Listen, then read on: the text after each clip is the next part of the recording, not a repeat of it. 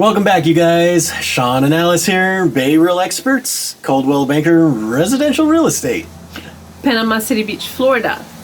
Actually, we are in Panama City, Florida, Callaway. And just to bring up to you guys that we sold another one. Yes, this home was slightly distressed from the hurricane that we just had. There's a little bit of roof damage, so a cash buyer has come in and made this their new home. They're gonna make the improvements themselves and fix the roof.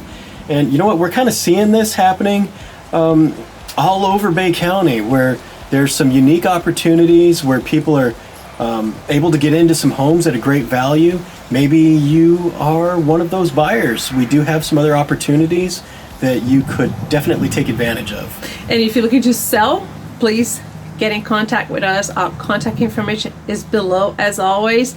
We would love to hear from you. Yes, we'd love to help you out because we know there's a lot of people in the same situation that maybe their insurance came through and it's time for them to make a move, and maybe you're in the same boat. We'd love to help you with that too.